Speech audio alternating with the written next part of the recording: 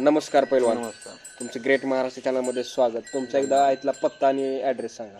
माझं नाव अमोल विठ्ठलवीर, हं, राहणार भूम, जिल्हा धाराशिव. बरं. कधीपासून हा करताय व्यवसाय? आता हा व्यवसाय करून जवळजवळ मला 15 वर्षे झाली. बरं. कोल्हापूरपासून आल्यापासून हा व्यवसाय मी शिरलोय. पहिले आज परवी धंदा होता पहिला हा दुधाचा, पहिल्यापासूनच. बरं. घरचं दूध खाण्यासाठी तुम्ही या व्यवसायाकडे वळालाय का? एक नाद होता? घरचं म्हणजे आमचे आजोबा पहिलान होते, वडील पहिलान होते, मी पण तालमीत होतो. बरं. घरचं दूध चांगलं पौष्टिक खायला मिळावं म्हणून ही म्हशीचा म्हणजे छंद वाढत गेला. आता तुम्ही कुठं कुस्ती शिकायला कुठं होता? मी कोल्हापूरला होतो, गणपतराव आंधळकरच्या तालमीत होतो.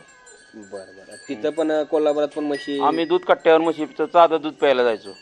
तिथं ती दूध बघितल्यापासून मला हा छंद लागला पंढरपुरी म्हशीचा, की ती म्हैस आपल्याला पाहिजे एवढं दूध द्यायची आणि दूध एकदम प्यायला असं चवदार लागायचं आणि दुधात म्हणजे घट्टपणा व्यवस्थित आणि दूध पौष्टिक लागायचं ती पंढरपुरीचं.